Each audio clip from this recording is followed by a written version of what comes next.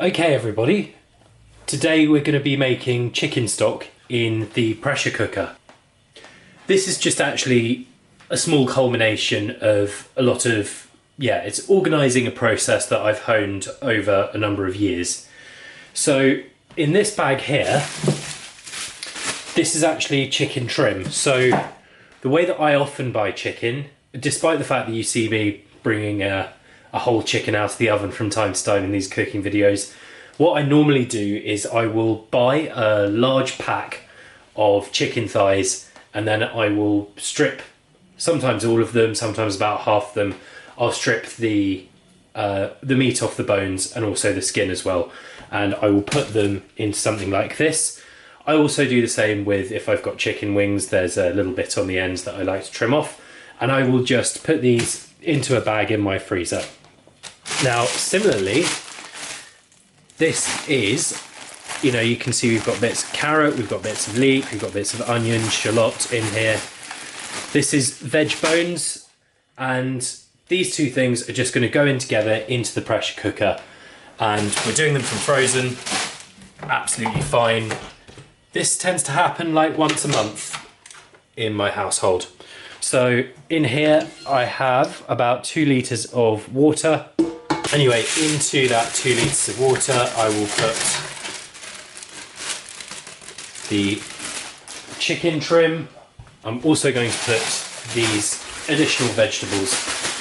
This is just a great way of using up all the stuff that you might end up throwing away. I, in this house, do not have a compost bin. I don't really have a garden, so this is quite a good way of recycling it. So this pressure cooker recipe is dead quick on this bit. So I'm just going to give it 40 minutes, I think is what we want.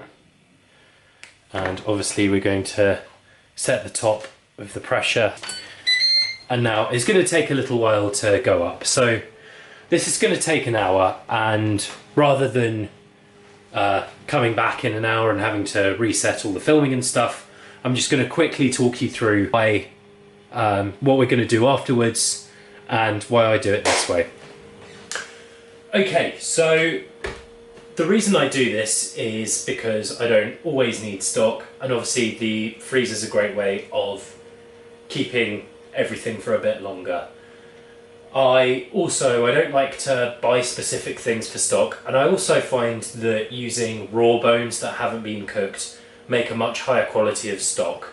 So that's why I do that. And again, it's the same with the vegetables. I don't want to go and have to specifically buy some carrots and some leeks for this. I mean, it wouldn't be a great hardship.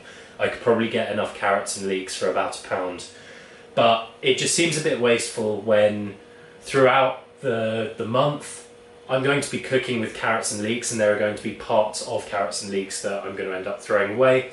It's the same with onions. You might have seen me in some other videos where I'm disposing of onion skins, and quite often those will go into that bag that just lives in the freezer. It's a really good way of keeping things that are already in the house kind of in here and recycling. Now, I live in a city centre and I don't really have the space to grow food, so maybe with my veg scraps I'd be putting them outside and letting them compost and using them to nourish a garden if I had such an arrangement, but here I don't, so they end up going in stock. What's going to happen when this is done? I'm not going to film it, so what I'll do is I will let this cool down for a bit, and I actually like my stock quite watery. I don't need to like condense it down into small cubes like a stock pot or similar. I actually want to keep it a bit watery. I'm lucky I have enough freezer space to allow me to do that.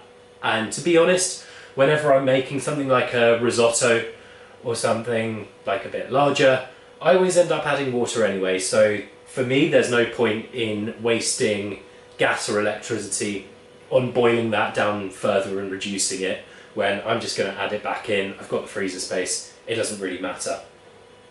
What I'm going to do is I'm going to, once it's cooled down enough for me to handle, I'm going to get a large tray with fairly deep sides, it doesn't need to be that deep, and I'm going to pour the stock through a sieve so that all of the bits and bobs and chunky bits are then sieved out, and I'm left with just a liquid underneath. What I will then do is, once it's cool enough, I will put that into the fridge, and once that's then cooled into a kind of jelly mixture, I'll then get two things off it. There'll be a top layer of kind of whitish fat. That is actually chicken fat, and I will take that off, and I can use that as a butter or an oil substitute sometimes. There's all kinds of interesting ways that you can use that chicken fat.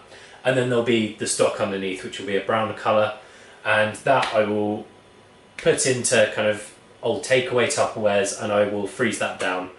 What I can then do with that stock is I can defrost it on the side, I can put it straight into a pan with other things if I don't mind the temperature coming down, because I will keep it frozen, or I can microwave it to bring it back to life and then add it to different things later on.